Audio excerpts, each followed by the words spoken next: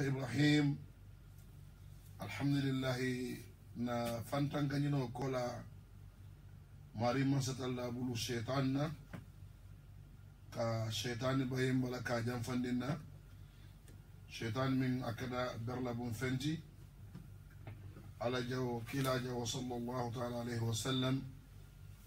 no tanko nyino kola besalla annabi mubama muhammad bin abdullah anala bundun kelu anala sayibolu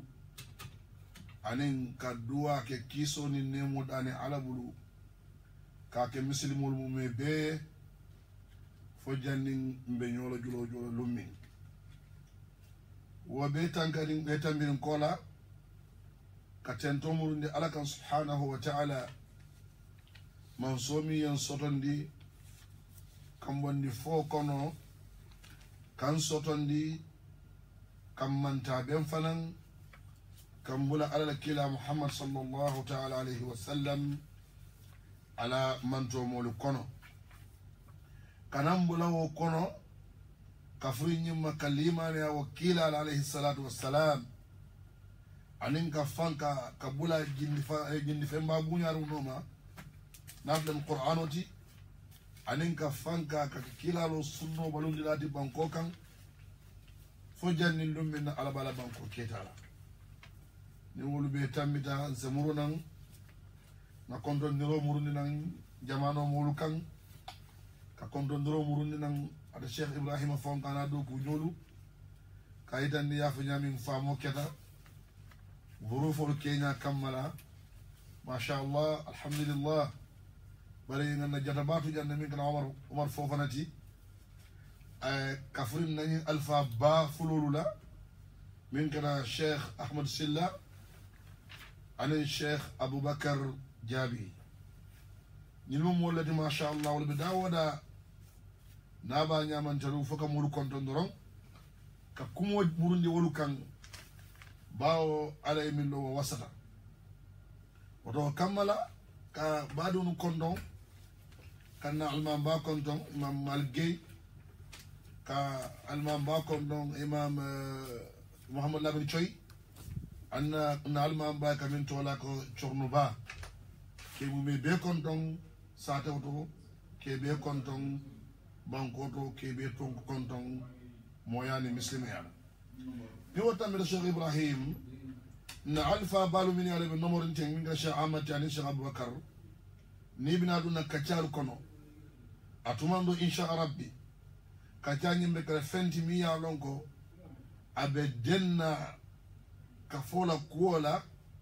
ye kafo min tola ko majmu'atu rawdatil majalis mi ya lon kafu balemu banko kan jambi ani banko e bantala ala kafola sembola woro ay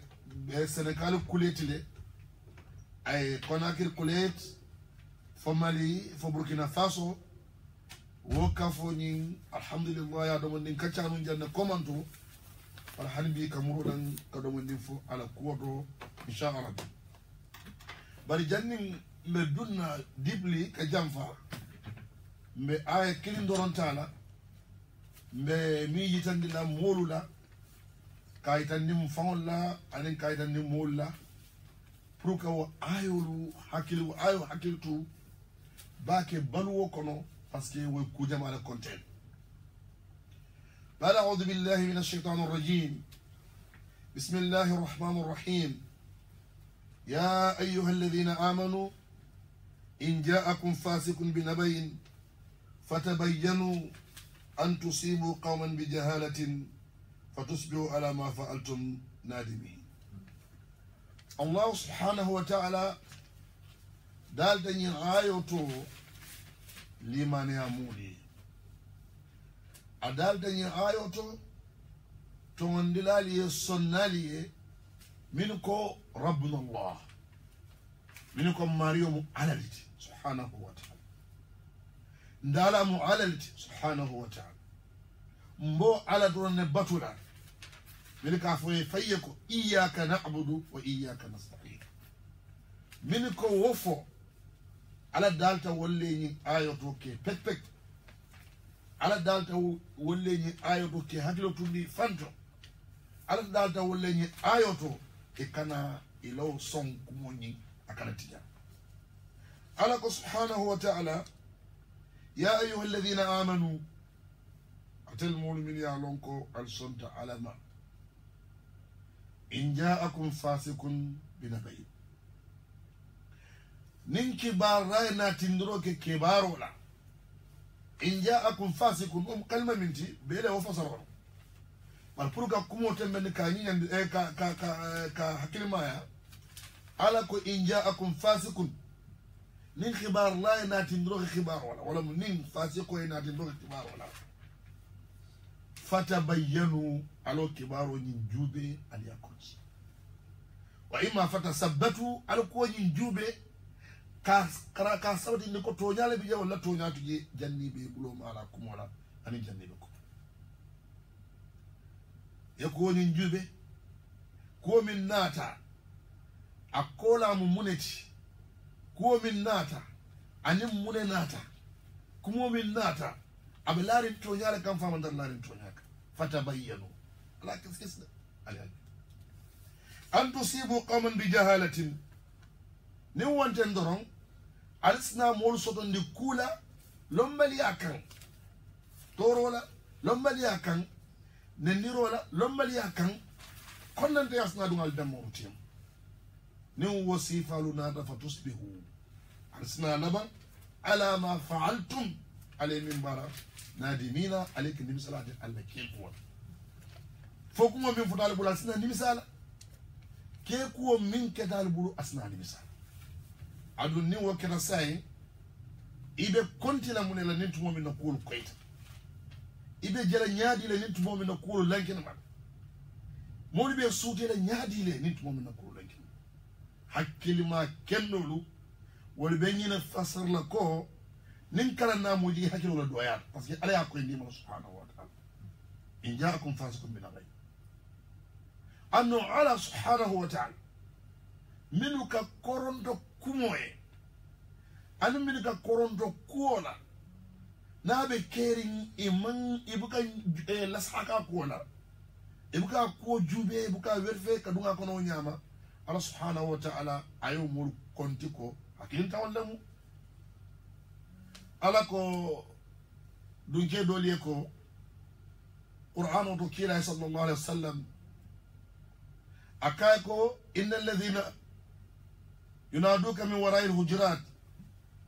aktharuhum la ya'qilun law annahum sabaru hatta takhruja ilayhim lakana khayran lahum molu min ya lonko ikede kila ko mo sote koma ikede ko mo sote koma ila no nyola sote koma بيقول لبعض يا محمد اخرج علينا على اكثرهم فهم لا يعقلون ما حكي ما يا حكي انت ولا موتي ايمان كانت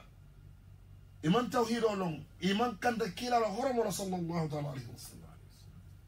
لو انهم صبروا لا من يصبر لهم حتى تخرج اليهم فيفنت اكنوا لكان خيرا لو اسكي كانت بل حكي لولا دولة علياتنا إيمي سمرنا بعد مولو بعد مسلمون كوكم بيتا جمانو كان دنيا كونو إماري فيلا تايم ولا تا يسابر وكو نينا فيا كسو صوت نيا كسو صوت لما واتو لما إسنا فهم فونو أي كينو تونياتي يفهم فونو يكاري جلايوم يفهم فونو يكاري نندروما يفهم فونو يكاري دوياروما باسكو وادو كومو سينما على بيبلوكو ياتنا بانكو كانجان بانكو دون كيولو اني بانكو اي بانتلا مولسي حكيلوتو خباروتو باكي مولسي حكيلوتو كوتو باكي ناناتا بين بوليتيكو لا فنالون بان فدينو لا فنالون بان موبي فلا كيبل كوسرياروتي ay kebul ku koy won parce que ni wonde e kamé wili ni wote defon jawto molo parce que dunia futata bi alama ala yam fulamma bari molu sobe da ko dunia futata ala lebul la bonato molle ji ñoyo doyata molla ñoo la moyo doyata molla ñoo horomo doyata molla soñño mo doyata ni wobe kering ita ko kum fala est ce que yin kumo ta fitno bonde la est ce que yin kumo na findita ata kala kudin ko sama problème mo nyinde mi la bakla de janni be dia oto kan morsi hakilo tu baki alfa bina insha Allah bina kumo la banda majmu'atu rawdat al majalis kaflo miya lonko Cheikh Abubakar yala ko banke janne ibe lori tompo le kaminga tompo konondati nyin kamala alay nyin kamala kata alakan nyin kamala alak alay lillahi wa ala allahi wa ila allahi amu me be lori wala ka tay nam laari wonyama wa majmu'u rawdat al majalis nim mimma ko faham muru adun kelu kan minu tamu quote comme alquran afanyani nin kuna ralka miyalul jusla wa imma ayalu silanne jannal be tila kural baje nyanda jamano kan al muru adun kelu kan atuman do bi je woli se kisro kenole ya tonya fali ya betama fali ya nyimba fali akuwe momo jakal bunda be yelerine pour yefutano moluma yo kumo nyin seniyandima majmu'atu rawdatil majalis barka wili faye katu molula kafo nyin kan katu molula tanya nyin kan pour que molu nyambunni wala mba fole gari sabari ibe fanna batanda parito wala de surwal kafo ko mabale ko jallabu yalla jali boko jali mu de surwal yo fode ala jurumo min jurumo ni fella kan a jurumo e wara iman fella kan o jurumo bitale de woto kammala sakata baki kana misilimo kana sonyinna ibe da fayla moluma molla kafoluma ibe tubira fo tubiro ka futa bundalu to ika pare hani man safon dabulen laji adan karmano nendiru malu mo si hakilo bi fan lam jumaati nin atar ko mi kanyonga be kanyotumi woka fo molu ni wolu lota keta address itanyala ani manyala jannintil tan sama sabili kama jannintil tan sama dunya sabili kama parce que ni nara al halul jibi iko majmu'atu rawdatil majalis kafula minna ataka fitno sambana bankoka kafula minna ataka dina kafula min daraja kolu wali nyoya molle akafolo miliya lon ko haftan dunnal le momi ke haftan kundu bankol ni bi debe sere kunda marché be fitala ibe yarla mo la korda bunna la ko duwo be mo la naflo tinyala yalo ibe mo la prof ganne ibe to la mo la min manyinya nin fitno bunda la mu ko mo wala lefta fitno bonne ite wala fasar wala nin mi yeda fasari itanya ni manyala halila man hajola wallahi jannatu titta zamul bosul parce que majmu'u majalis ko na alfalu sin pum noma ila kulur nya nyimmalut ila karandir nya nyimmat ani ila taran sila nyimmalut karambe ke kan nyamin ka yirwandi wo alfal bulu wo alfal la kuluro be nyamin ka yirwandi ibulu wo alfal la kawandi nya nyimmalu kam misal wolula kawandi kana gadula ila boru ngi amule kanfa kawandi kana gadula to mori amira yibe telle nenkan mol bini yol foko alfa la silo bamban adi ina sonda ko ifa ma gefna bonna ite min kof ko alfa kendo la silo non isonda ko ifa ma mo kurundi isonda ko ifa ma duniya tela sai ni da ko mo fitna bonna dum ko alfa la silo ita nyante badla ning atar wol fo alfa la silo ko le mo isna ko mo fono baydo lo no ko fo basira nga muri def kan ita mi ya lon ko mo fitna bon landet ita tanya munati banko kan ita tanya munati jamano kan adal tanya munni munati adal tanya munni munati baadi wono gambia e hakilotu jamano e hakilotu dunia e hakilotu bi moluto min ya lon ko e be lori ndino bundal e wato filabe jam fakan ni wonde nyimu bundal te mi ya lon ko sayir wandi baaki ni te ko ndel mo fitna bonda ndel ba fa ete ko ite gato mu trendi soreti ima ñato hani kawandi ñam mba fale ko trendi sore bonti mba fale ko hani pare ñato mbeni wala misal ni o londi mimbe na giri ya londi yete londi hani fato talu tem al fok modu al fo ñalto al ma ñalto hanal pare ñalto hani fato miskala darra atalu tem est ce que yete be kenya be mbaru diga no balu do tina terlisa wulu la ni banku kam ani jamanu kamba dunia kon bok haram ñol ni miniyolu mulu ka fo to malu ni yete wolu londi yete londi fato le al tema hanal kuma ñal al foru ñal al ma ñal al pare ñal fato le al tema parce que on fanya commence ten ila bankolu kan ke bale ko ku ngeko bidawna bidam man ala ban bidaw ina ta laban ne ndirol la kamol kawande ke nay kabulela e man na ka daban ne ndirol e man ala ban ne ndirol la ila ban ñoo kele non ñoo sonkan non e man ala ban sonko di kelo na e doron so dunda wulor ko mesela ni est ce que dafa na kelo ñama ite mesela ni est ce que dafa na kelo ñama Cheikh Amar ka ñami kun jan kawando musansan dim borom baaje ni me ma anam al farz ñoo kawandi ite ñoo mala ite bulala ñoo kasda bari bi kawando ketam bulu sosola so min da dije ka be molu bunta kuma kawno njamanu lu kan ka folu bunta kuma kawno na bunduro man na kanya wala hani min be kaburo ko ne bu kuma kawno hani min be kaburo ko ne i bunta kuma kawno moro alwuliya fobula moro al kortebula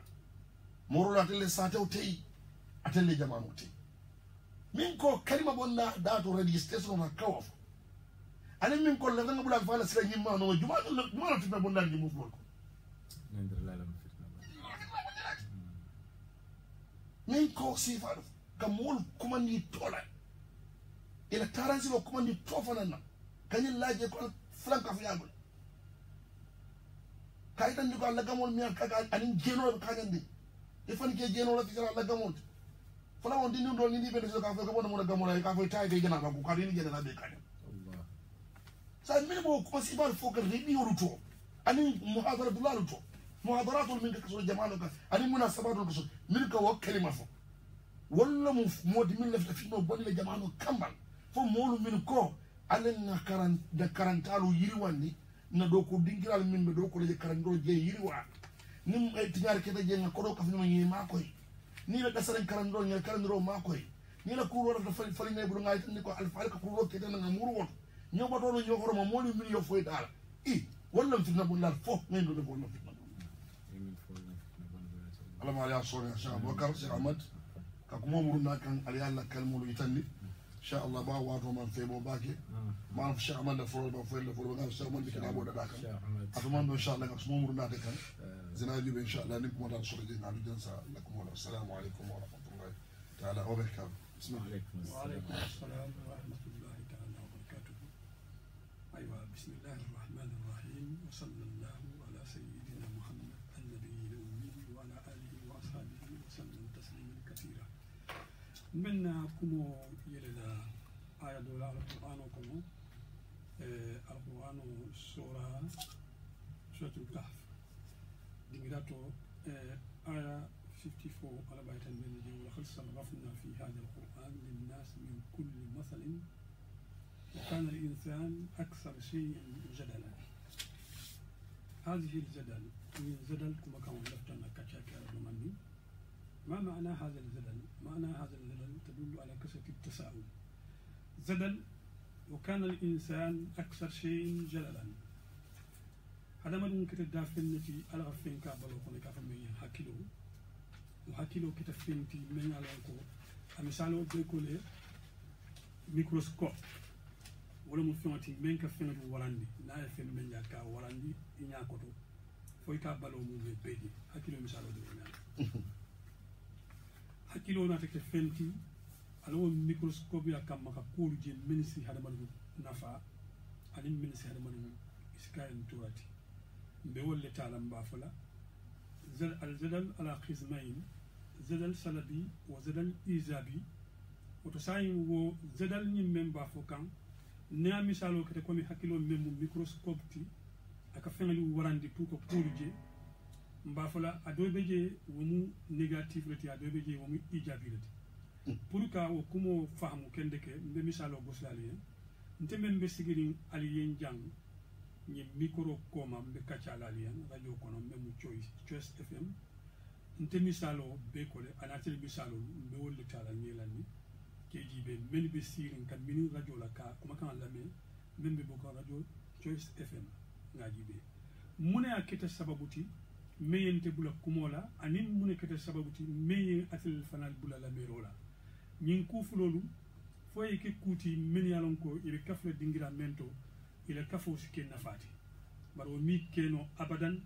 fo ntol mume bela objectif na ada fo ke kilinti na hamol ni nanga neli ke kilinti ndeme mi kumala le na kumoyo ay taralarin alakan akana taralarin ana ntekan ay taralarin alakan وبس هلا نسند ما يكونوا درون أتل من دي رجل كنا كمولا مي ألستات أسوتهم نكمو كون مي فندين ينبغي نسند ما يكونوا كونتي مبكمولا ولا سبب لنا نكمو تالنا فارتنا مثال وسيناك يكون مثلا في كما القرآن كما يداني مولا توزو كمول ميا يلني مول ملك سي يكي تلولو كمولا يكا كمول كما بتولو تا يفعل نفعل الذين يستمعون القول سورة آل badi wol lafta men ko la jang wala mu ñinti tout simplement na badi mun na kanunte alaji moro suwana ay bangi men ke say ala kulli halin kuballe mu kumol men yalon ko yena fasto bake anyanta ka sembendi ala kumol kono kala kumo kono yirwandi ka kono fanundi bake bari wo mi keno pour ka fo fula fo nga fo killing anin killing na fo no fula ni wala manke fulate fo no abadan wala mu munti wala mu ñinti pour ka fo ka wandila fo la mer la le soto ali ngata gambia istiwaro kono sanji muwan ko manto ngaji be bam nin tata mba fo la est ce que bimbe kankan men ko na ni sisi o men ko na nyon soto tabam ni ngaji be mba fo la hanka ya nyon soto ta sanji muwan ko manto wati soto tan wato me alon ko o wato le keta molla na fo ke ka fu men ahmadiyani akita watleti men alon ko a kriso wata banko kam baki bala wolu ndeysaan alhamdulillah ke kendol be kerin ke balu alfalu imam bang ke kendol be kerin mais ke kendol la soto kete nyawonya ayatala fanan tera on kono anyon ke kendol le be wala ko pour ka fo killing fo nga fo killing encore ke fulati ke kendol le sorta men be tera on kono wolu e be kumol la me kan ke kendol le sorta men fa be kuma kan o ke kendol be la me kan bila kita khayra bati ali nga janji be kendi ke badi muslimol gambia bi mbal dalla jele bake ali nga wo terrain ko ke kendo do jibe ba ngi misarol nati mbe ke kendi kilimutla abuloma ñu wato ko no mbere research o ki kala ko la bake bahs bala ya tara bal bin manna france jambe baso ke ka mari la ko la bake wala bunjen ala bahs na baso kala ko la bake nata ka ku jamaaje bunjen la ko kono ka ko men wata bake men ke sababu ti fam fo ngani nanne ko ni nata gambia ni ngakumo sotono dingira wo dingira gambian ko silla me dame mi ñini ne bulle ko bunjen jareta ka bemba kili ala belonin sayin tema ka jikri yato do don kili ala kola mune ya sababu mba fala meyo sababu bunjeni keto terrain kono kereti akata suburla bati bari ate bayino la fomo kutene soto membe kafla bunjen ma pour nga fo fula ningo fanan jibe mbatar la wo terrain kilun kono ke do soto je menkete ke kende bati journaliste la karola be bitilo mento ate bayla mumeke fo la soto ke kendolu kumala jatolu min be kumala ala nin kila kam pour gambe ske ke kilinti nyame no soto tembo men la mer la betolu men fa be la mer la ke kan ita ke kan yin kam ka kumo jibe ka kisi ka kumo jawmalta ka kumo bitimalta je me bi kumo betimal nyinina naketa khayro ka wara baki ningo jibi ningo ngo khayro wala ali ngo jibe bunjen la anin journaliste do ka fame lalo samate ndeysane alamu nyamala ñi mo fu lolu ninga gambel histoire ko jibe han bi radio gambia mbatar la ñi mo fu lolu e misalo ko yele downing e burgoso ka be ñame kita wonyale kabirin bunjen la kuma la jata ya ba akita kuma jata bati journaliste kendi bado fana na soto meya men ka la moy ka bulano ma ka la moy bila ya la moy fa ya keso soto tembo men ayala do ko mum e bebula ka bula bunjen noma anata ke nemati hambi ya nemo sanji tan nan islam ba kono hambi a nemo la ilaha illallah subhanallah hikmata wala mutonyati wala na allah ta'ala ko man utiya al hikmata faqad utiya ghayran katiran kayro jamaa wala dila bunjen la hikmato kayro hambi sanji tan nan am banno hanni nganyo sanji tan nan multiplier fosi nya tan nan ate banno la bari badi ngulu kelon kono ke kendo le jewo dunde gambia mbal dan la fo bunjeni dum a ñote sotno la gambe kote ba nsa fono hani ninko a ñote sotno la mbe ala nemo sitindi kanne allah taala nemo be be warinde pour toujours men mu problème de dron est ce que kuma la jetol mensi keno ko bunjeni anin masam fi kamal la mer la jetol mensi keno ko lalo sama de sifalu sunali sur parole la est ce que bi tena on kono be soto imba no soto dron wallahi mbadi ngulu na badi mo men dum diamal science ndoro mo suwalati mbajara ka foko ahankay bo ngeni ñol sotnore ba tenan kono la mer lalu mbal dan la est ce que mota téléphonal kono bang kabirin journaliste lu fo mokutolu même si keno i komi bu yeyiti lo mendi bulata no maye ko mu me bebula anemo be woyo kan hambi gambia be lori kolon dala mol lafta ka nyori ka bula kono komi bi ne kacati kono fanno la bake bawo mo sabalamu sina jibe si kacha limité na cheikh bi cheikh aboubacar afran si kacha nati na fere ke problème o membe gambia kono ma frene nimma frene no nga ralenti woto mbenyim fula baadigal yem ko ha nabi problème o da manke ndi colonal te kerinde wala diamral te kerinde diamral sotale mais diamla jatol la soto la saho est ce que wo fana ya tala ba la mer la jatolu men be pareering kawo diamula jatolu financer ke dema gambe yeda est ce que be kerim ba ñi dingira ñoda be janne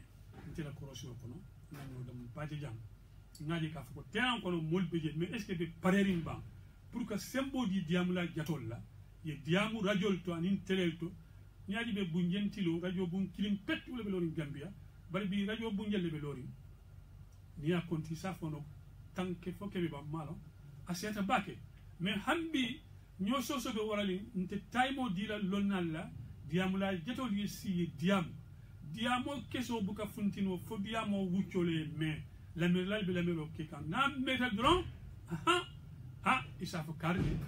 moro ni nako molon kan yimbe bakele wala kele dron isa je problème o membe keri dans le sotra la le to dingira la mum benna ko mo bula la jam demande fulo ngal taymo di na cheikh o frana cheikh aboubacar as bismillah ay kacha continue hande ni tay mo be sida tuma do fo choice fm me ni na anyaton ko be bulula fo isi sembo dinna nin ka taymo dinna ka diamla jatolu nati la mer la jatolu fana le tra ten ko be la mero ke kan ye kiti il mo fulol tema pour fo si ko nati no gambe banko kam menski kalmti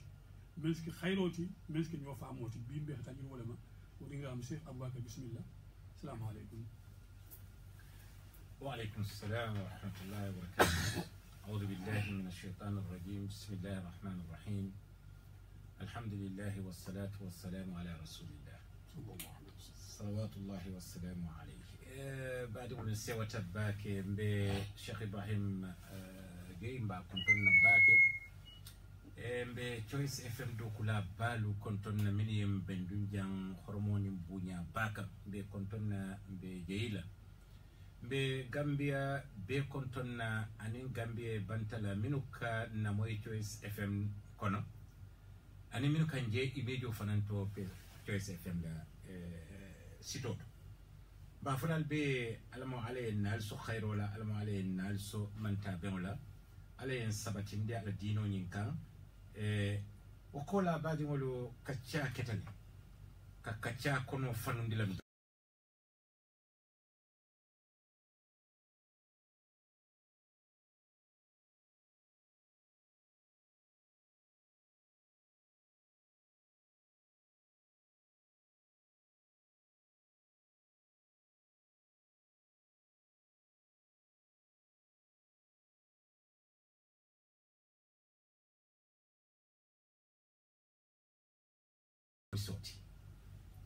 jaf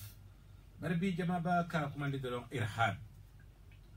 bayri ayota alaka muslimol yamari minna ka fukala pareñi modu kam maliye dandi pour ka ikana boyale kan iteliya wota ya fali ya kenye sumati ya kenye toti min pour ka muslimi ya to ku yala bara ala kulli hal nga to tota ni fulo be ko na bebe tiata ngata sheikh imam Suwani ya dame itandi momoro ndi nyante fan konti bola bi Gambia baki Gambia manke ba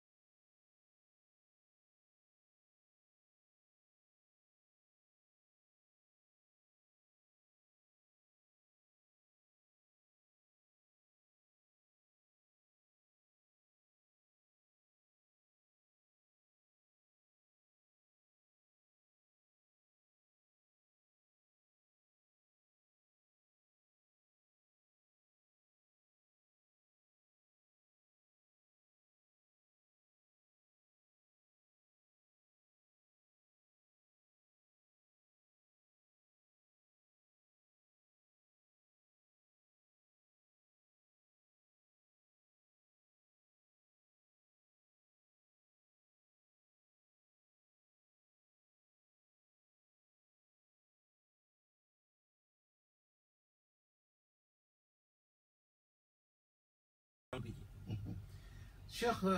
Suwani yani Sheikh Silla ali ngata Gambia Afrika numoto Afrika banko nya anumo ngataje ikafu banko mi Somalia Somalia yalon ko bibe fitino kono Afrika banko lo ikafu mi EU ye kele dingol kafu nyomale commune na Gambia jan kele dingol bi jan nyame e ko wasi minati jan ke samba Somalia sanji dantan ko man to muna kelo banta jele ba amam banji muna ya sabu yalla ko ni an kafu mole wati ni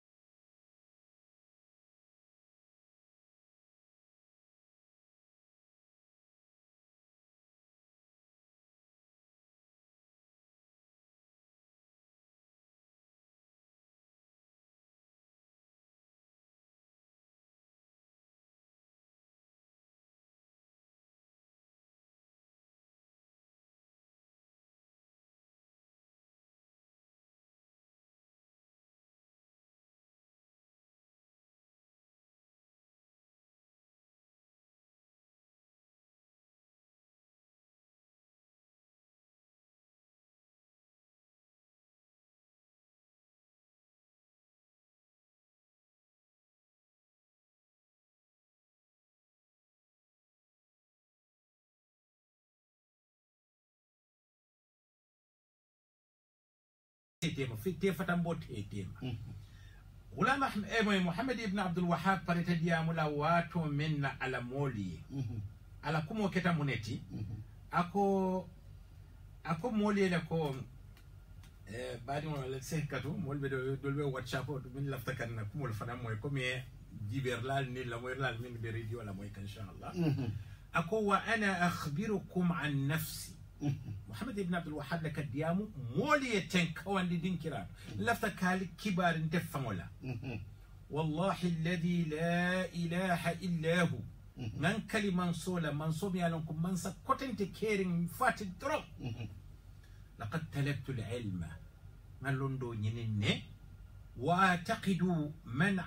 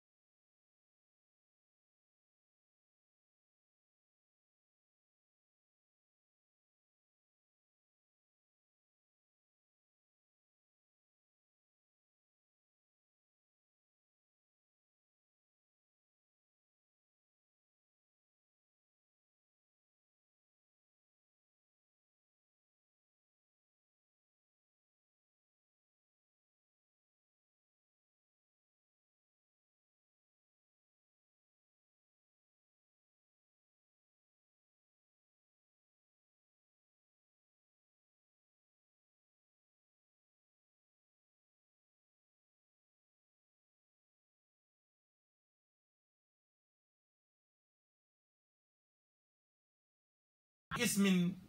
غير عبد الوهاب ila kuma be nyaato Abdul Wahab atumo do bawo yalla bunda ma bina fana fanu da do so ba ngani je kitabo to membe diam kala ko anne mo landil ya mo kale mo kanate kafa nin kamar na wadanda aka salkila ne sallallahu na wadanda aka salkila ne wodo bini moko jonko wala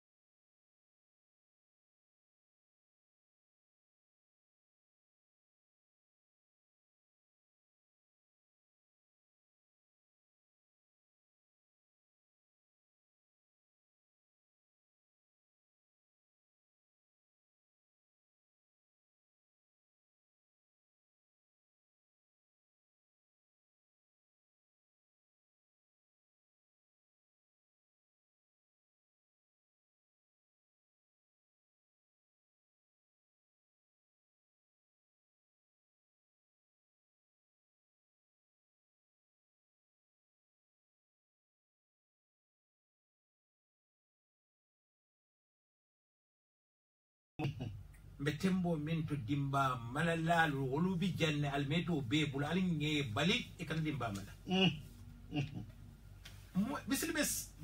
mislime kafo yelo bankoka wa mislime kafo lorim bandingo komi mislime kafo kotengol be keri nyame tafta nga jefa hambaki 1992 le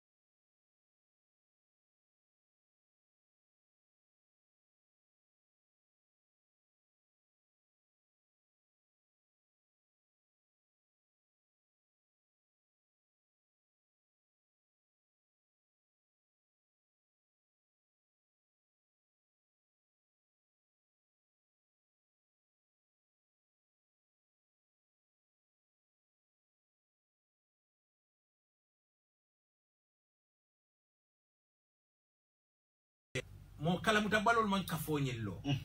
komi wo mari mi yentel accuse ya fonyene dindingol man kafonyello dindin kafo walla kata lo banta bade nin do ko le ga ko na finti tambe nin kala la ba lonnale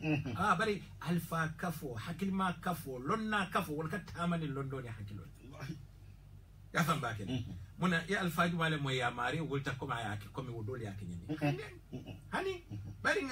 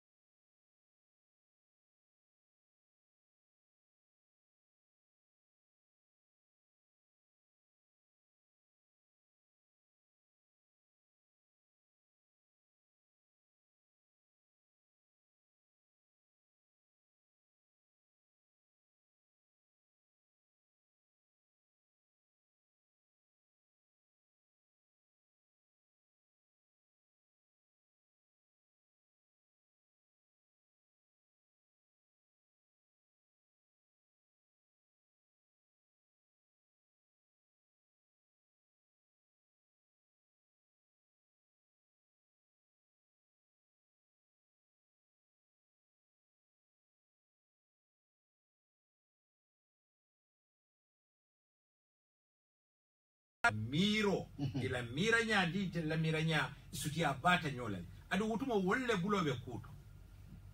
mela kuma kunto commando Italy amon nañu lo kunkon e Gambia dum mota je ko tradisola o Gambia dum molbi jamini halo abu bolaja watu mala ni jumaje de kumatu abu bolaja watu wina be muntore abu bolaja watu be kafu jumal lekon moli wol makoy wala ala fur yamul ale tunkunde woto ninga woto jibe ka foko bulo membe wol ko kunnanu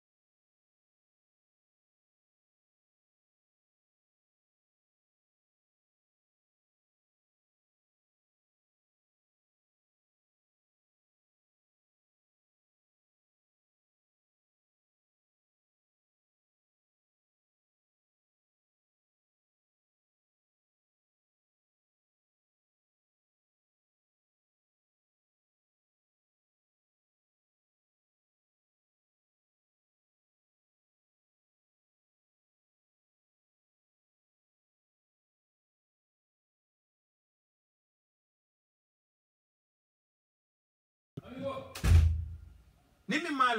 malong bari Gambia be kolongo le kono ñin sanji den tamal min tambita Cheikh Ahmed Yamin to fu janteng min be ko bunjeng be nyamin bunjeng alala lungol tulo bala ala kaseto le molu bulo ko e camera be balurne bunjeng be banna wato mi nga foire male fat Gambia be sonta Gambia muslimo be sonta bunjenna bunje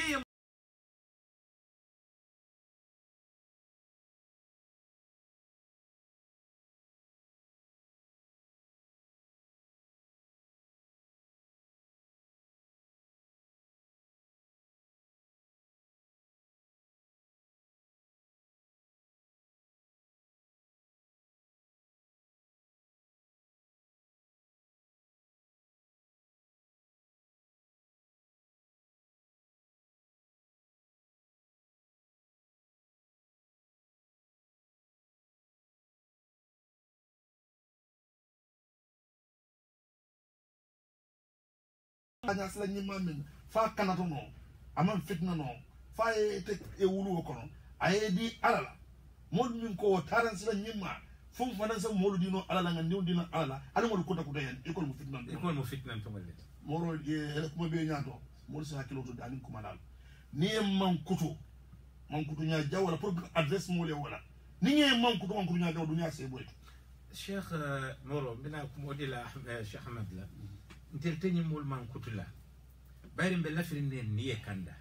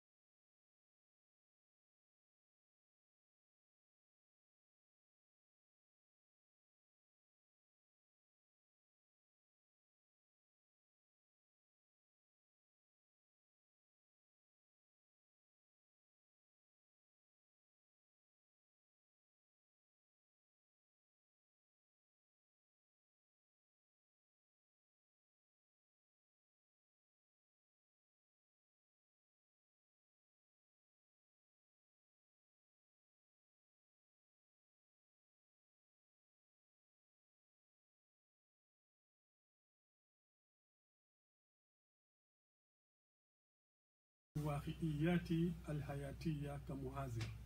من عام 84 إلى عام 2018 ولم ينتهي للرياليتي كلك رياليتي يا بيم بتمبو منتو فانا كما رياليتي فنانم c'est-à-dire que fanga ko men tajriba réalité kono ya kuma may haji be kende kuma mais est-ce que ite la réalité me be kuma la ma wosi hada madu na fano ban ila dino kono wo fana mu ko te fanga mirol woto donc mbe kuma réalité memma mba fala ko inshallah الدعاة مول منك مول كيلي على كان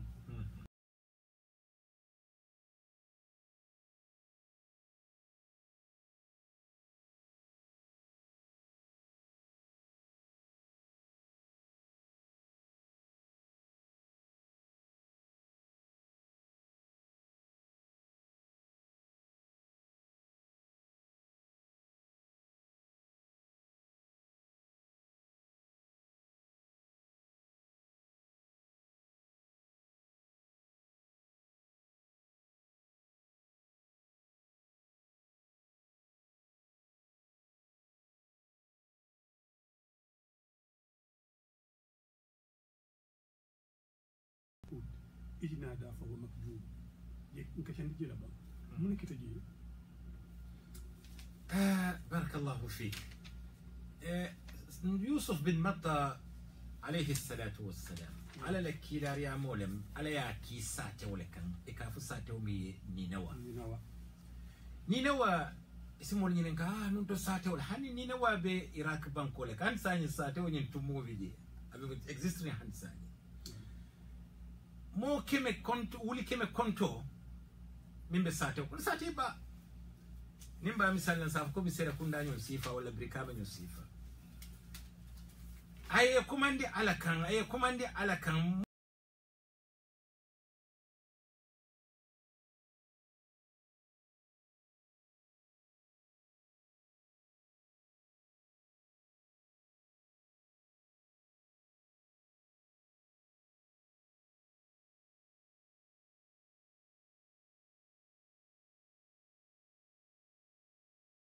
bina nyimbolo kan abulo wonde alay dringi jikita nyen na ko yankan kato bina wato minna akata ntar la sate ko akabe bola wo yankan kato le ko kabori yankan kato nyima kana tar sate ko awo borto atata badala katu nina wa mo sateliti bolongole banin kankun dolu tema atata woto ay kulungo tarallori bari comme abe korontorin kulungo fata bari wanya wanya nda bulata kulungo kono bira bulata kulungo kono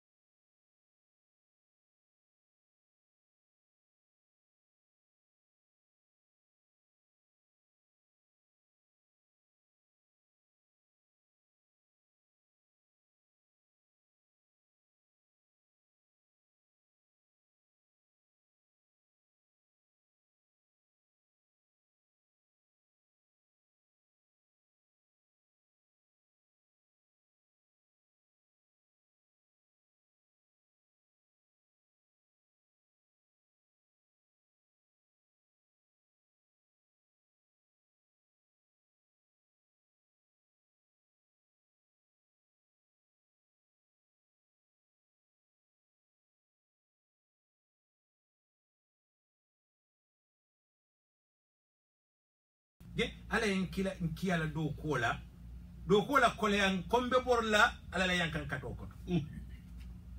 ay tasbiho commencé ke kumbo ala yen ala ko nala o kumbon tennu abe tulan nyaw kono la fu alkiyam وزانون إذ ذهب مخاطبا فظن أن لن نقدر عليه فنادى في ظلمات أن لا إله إلا أنت سبحانك إني كنت من الظالمين فاستجبنا له ونزيناه من الغم وكذلك ننزل المؤمنين ala ya bondi wo kole ya nyen kono bari ya mi la nyaw nyuma muda atata fa ya tilafta tala da hani ate bota da mi nyaw tata fono ma fa wala ha okay ya jele ala ya murunde ala wo molo kan jannati be kende ala fa wonye fen ko nyindo nyaw la fintindo na te balo la bet nyomuto tilonyin na balo fen ko jannane ana balo jato ni wo be adopt la fa be futala la mol ma très be français al taala Allahu akbar yajele akanata alala yankan katola sate mol kanata alala yankan katola alala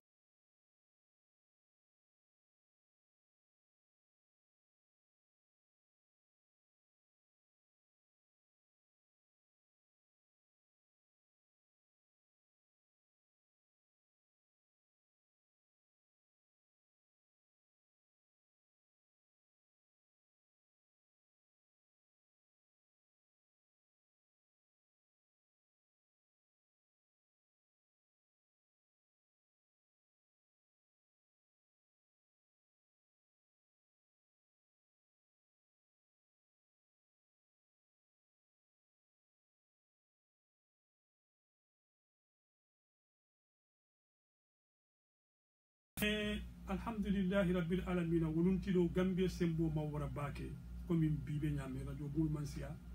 gambia banko mu me be kan radio bun kilin wala be je journaliste kilin natana soto wo radio bun kono memu dalo samatati ñini mu kulleti tarikho kono nyanta nga kachake mangamire makatun ku ballemu ngani nabi tilo jibe bang nga bun jentilo jibe abe kumala wato me yalla nimmo man soto membe ko lalo samate sunali sol kono me alon ko ay bun jella me ala bun kono ka lame kasi ka lame bi intibahin ka lame ate fanga talo wala na kuma kendo nabe fokan ka bo mo kendo da kono nin tulu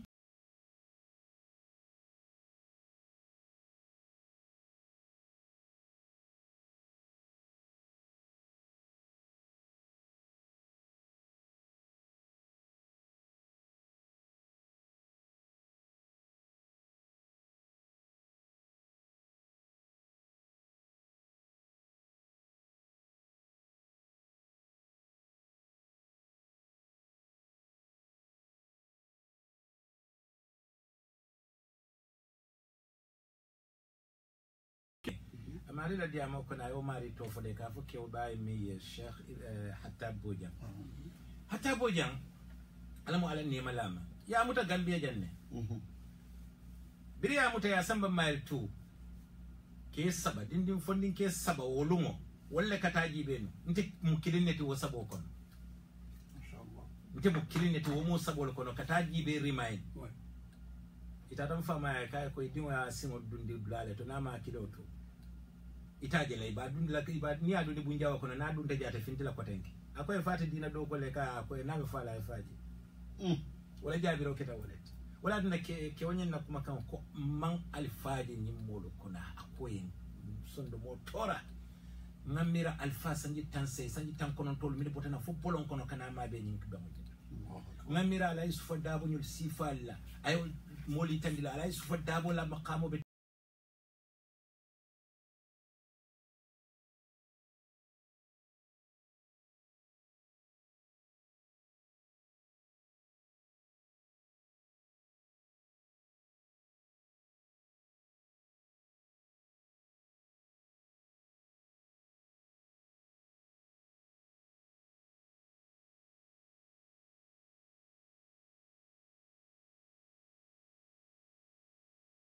anin kumo min ngafo abe mun ke amune silo society wala lundo so da lun kono comme alkamin fu mo kana moto banke nkaramo ma cheikh Mohamed Lamine Touré hafidahullah wa ra mo so are moye femfo ala moyato mi yalon ay ala tal ay ntelmu be nda tal wala be son o batande allah wala ni o fitita talbul ko be mamman ko be kuma fole ko be kuma ken Cheikh Lamine Touré biriya fa koy ko hani min da nga moy ata be yalla nan duñen dan la fende allah alin tuje anati ala nyaabe be ala to ben ma to nyen non ko ka alin fa akoy ko akoy ko Abubakar Siddiq lun so dani ala kiram sir sallallahu alaihi wasallam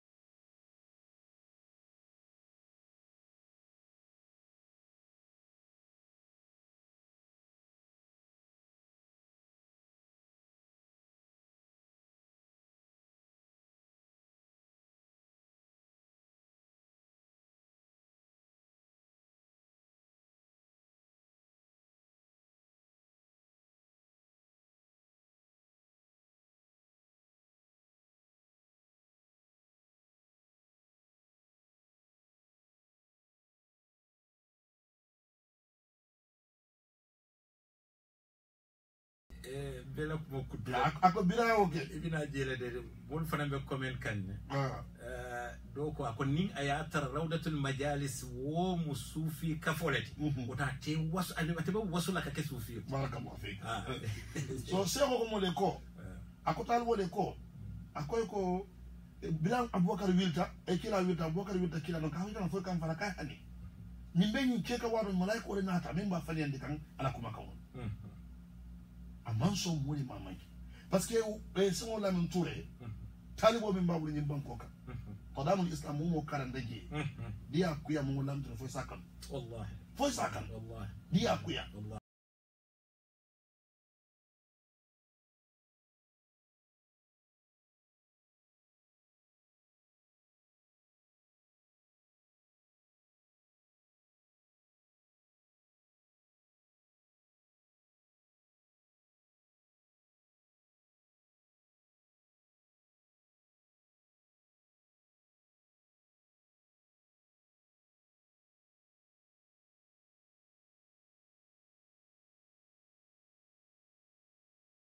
إن حاولت مدح محمد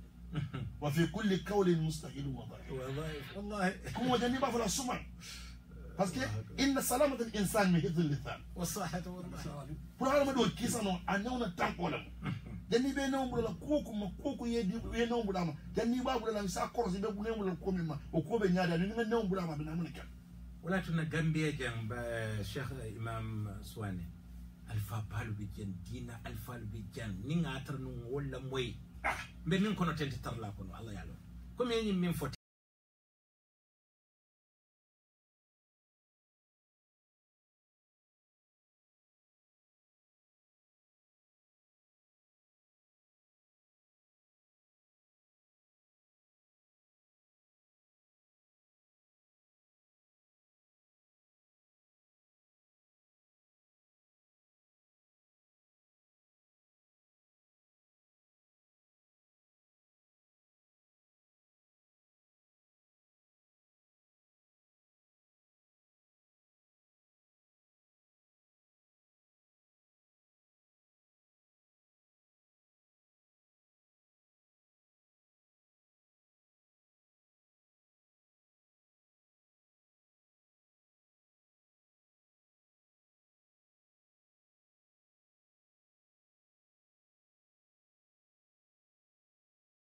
iko ka be on le fa gelangol yani ta ziyaratul haji be min kakiji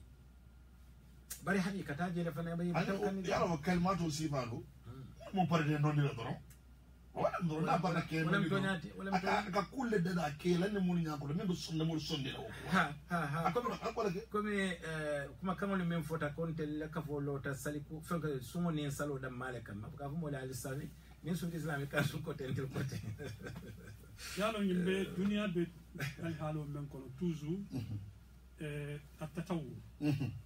tatawur aqli tatawur fikri tatawur dini iqtisadi ñi ka baye sanji keno fol yena mol men ka balawo tatawurul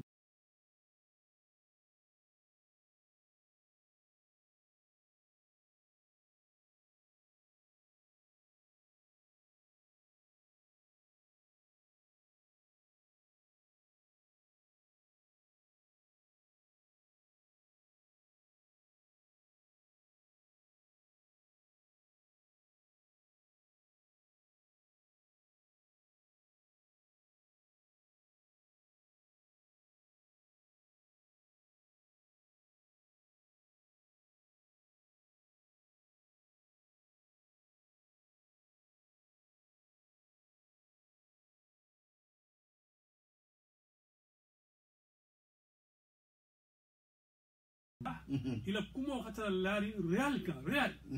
ni ga fo doron ite fa salon ko ni ngi ko mo fo to nyam fo ni bank donc o be kila doron wotumo be hataji le memma wala mu nyinti ni mugol wa signa katcha men be ko e kay yinke ba men to fote sa yinte malo fo men be ko na oustad ba Cheikh Mohamed Lamine Dramé parce que gembe le histoire ko non teni Aboubacar Diaby nene ñi décider le kat kuma alaji bandin Dramé ma ay ko menke tarbiya la karola parce que mo la barani ma fo ha reconnaître mo na la karandiro ta fa sita mo wuli dulu ma men karandi ataka men karandi anaka men karandi wul ta fa sita mo wuli mo en kontoma wuli mo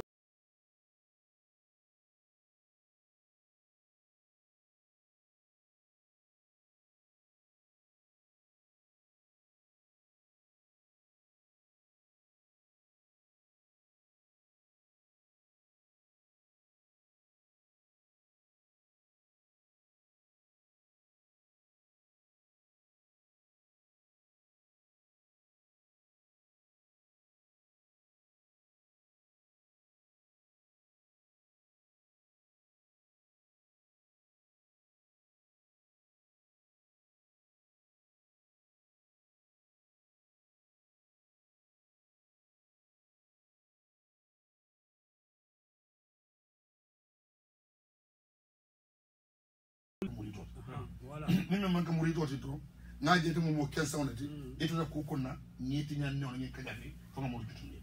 wa imam mutigano ti kadalik wodrone be ko parce que ni wonte be alon ko nin ko alfal ko be ngafu nyami isenna ma nyaaru jube folo fani wol fatata nani wol fatata is na address ni wonte alfal le dino so woni banku kanjam kono dino be da kanne da fay ñoma o man so dino da da banku kanne ñoo nengo e kawndo ko o man so bari bi forum wol be lori wol ko ngawa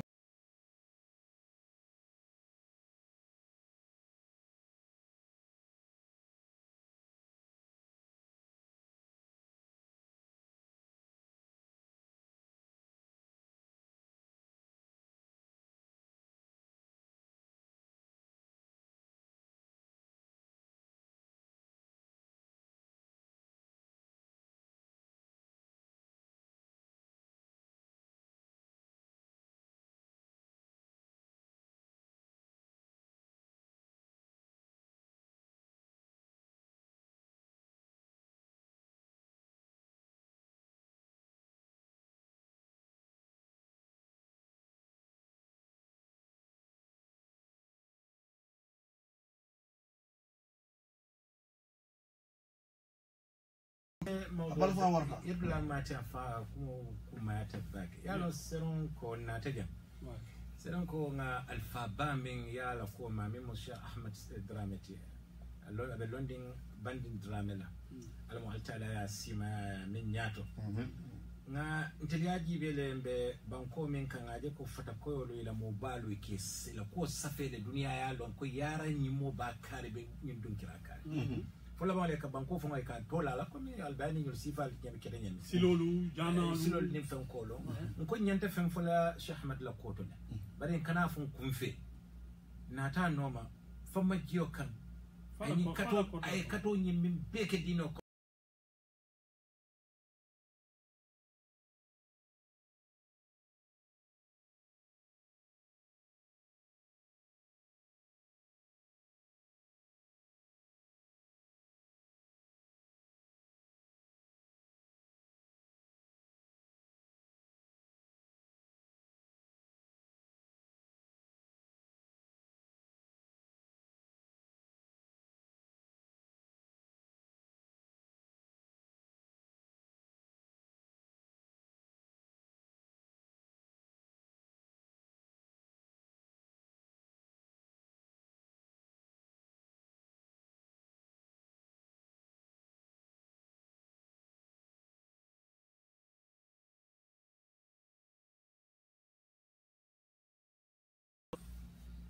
ni wolu dolu tata gammo dulay ka fo ko dol mo ikhwanul lati wol domo bidan kanke wol ledin fen ko aka ko yata mbadi kadami tandi badi wol time fe fekere sa bin laftale nga badi wol fanam bulay yenna ni kacha katumbe dami no man laftale ka fo min na chocho be kere ay kinning kenya lay ka fo mi ye kuluo wala na rawdatul majalis fa wala hamaba ka dinol karandi barke kulu fana mbelafla nimolu min ya lon koy man na kolo iben tobe kay ko mol fula ya famba ke radio membe ko choice be nyami ya famba ana nyongolu yengi ni invite wallahi nisi wallahi ni telien telbane yam fala kan ntel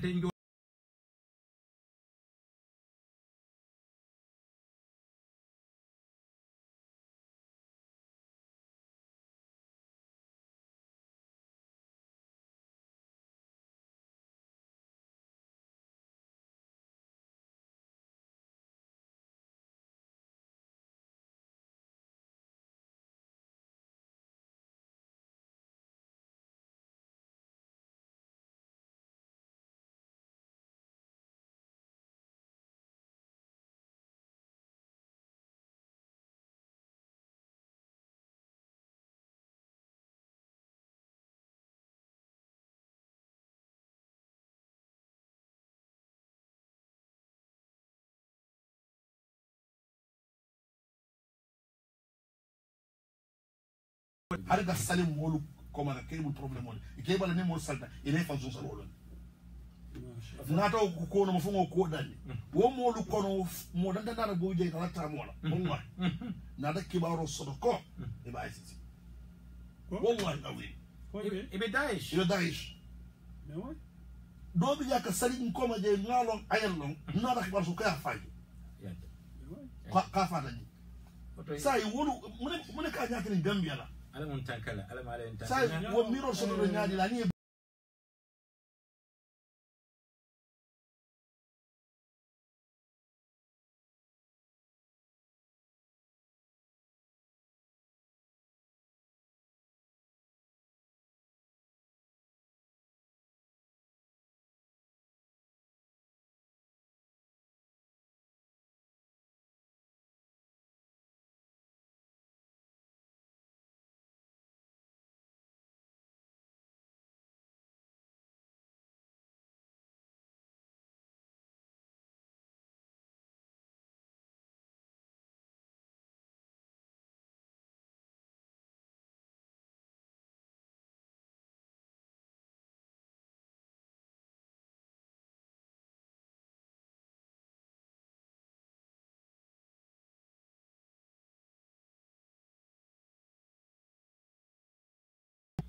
$11064.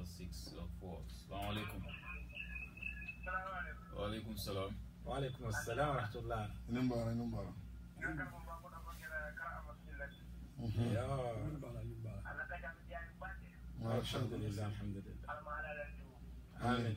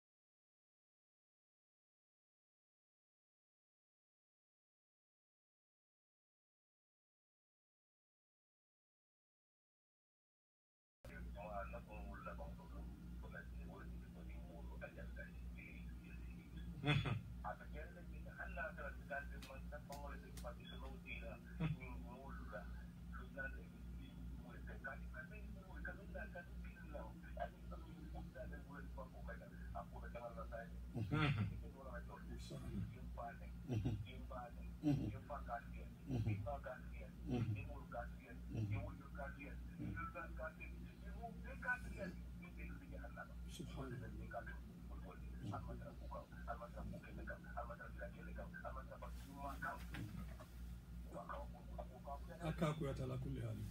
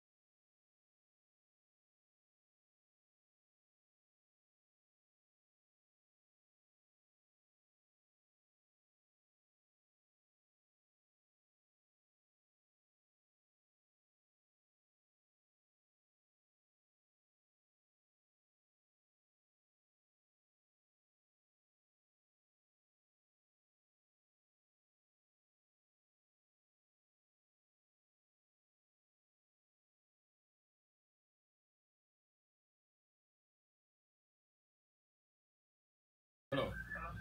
Ele radio tala mbading. Edron. Ramadan de. Masha Allah. Alhamdulillah.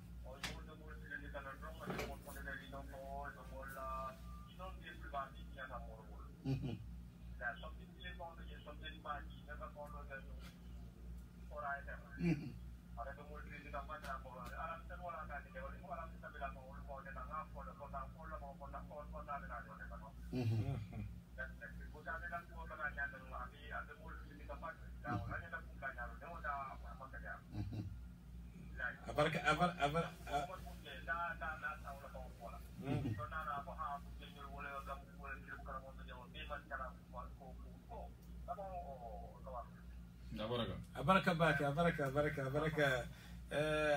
han dinin ka kilir la du karen bal dan hanna al man to fo al man konton fo del bella frin khairul la bella fo mul fo ni be silo silo kendo ta inshallah bismillah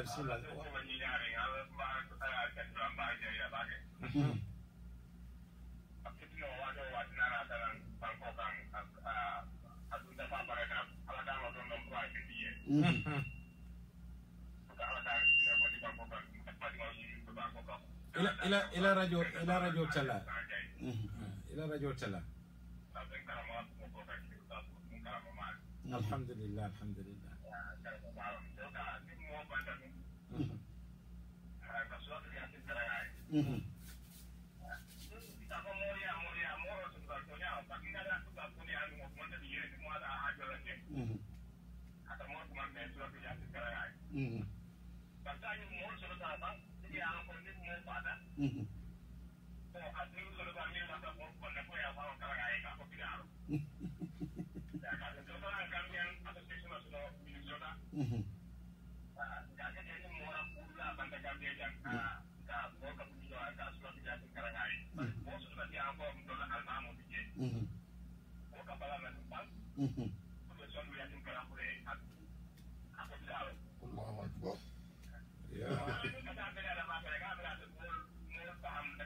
إن شاء الله.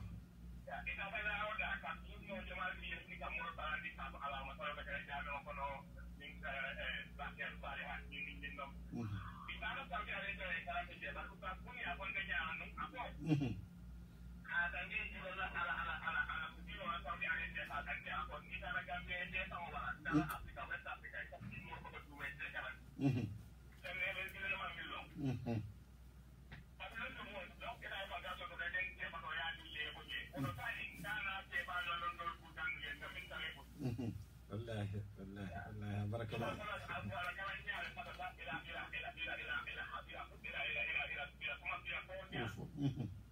حرف والله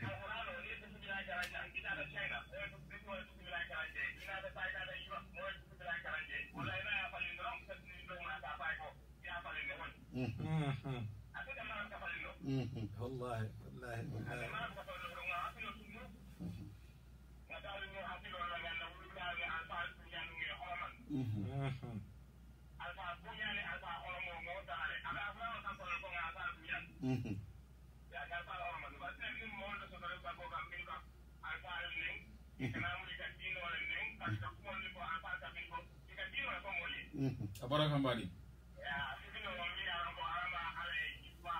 Amin amin abaraka. Ngadu ta Allah no to allo. Wa alaikum salam wa rahmatullah. ما شاء الله.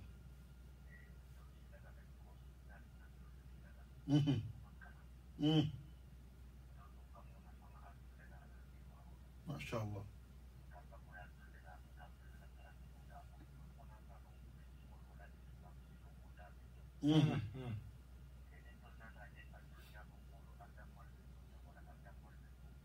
إن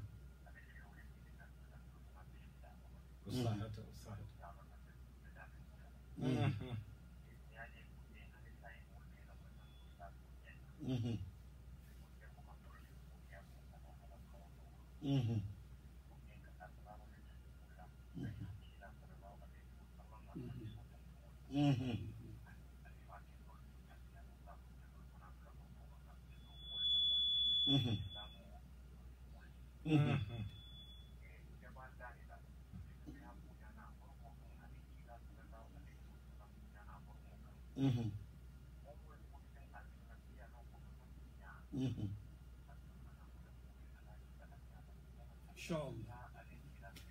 بركة بركة بركة بركة بركة والله. Abaraka baki ngadu ta Allah no to. إلى يا مرو بدي أنا باك. Hello. Wa alaikum salam. إلى راديو تلا ولا يافا. وعليكم السلام ورحمة الله وبركاته. بيبي. Hello. Nke moyle. Mbe moy kanne. Sudi ara di rodo mandi. Marota ni mbuga moy. Assalamu alaikum. Wa وعليكم alaikum السلام ورحمة الله. Ara dorom. Allo nke moy le. Ara dorom. ما شاء الله. حياك الله.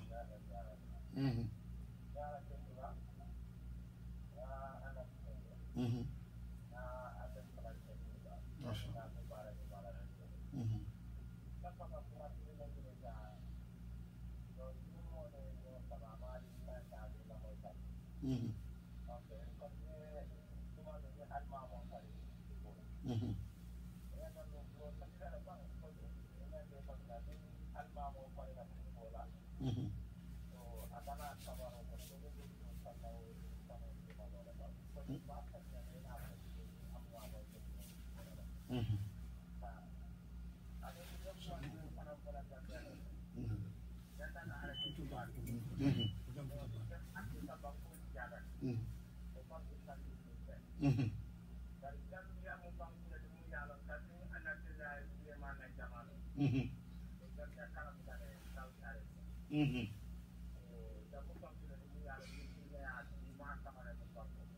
Abaraka.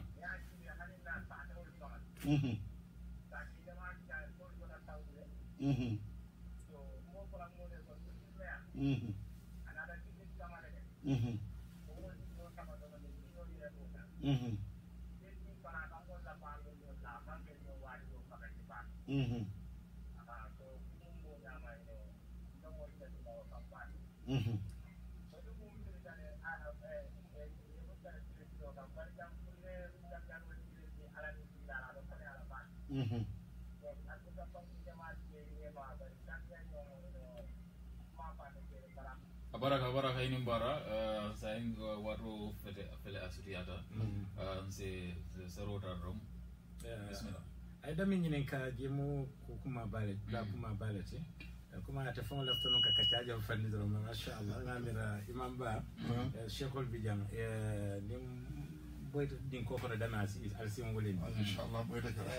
kila alayhi salatu wassalam lundo aba kutubola mona ta dunta jama ko na tra be kutubola osita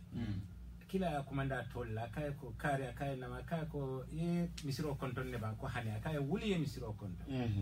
o dalilo ya tunna ka fuko to ni dunta yeja almamo tara khutubo kono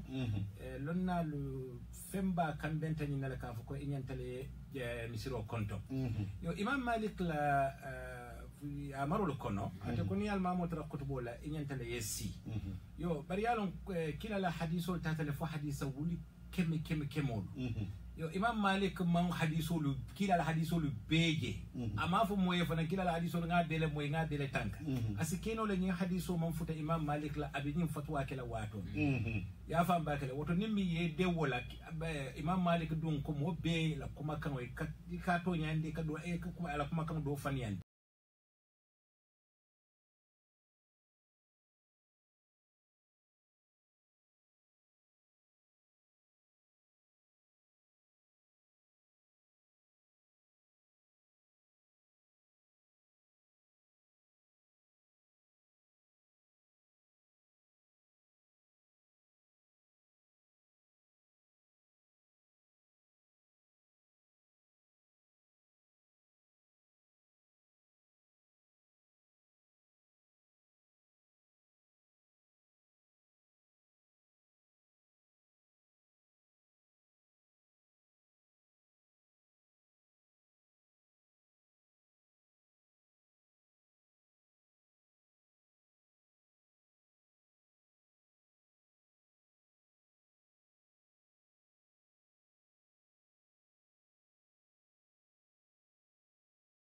be tentulen be jeyla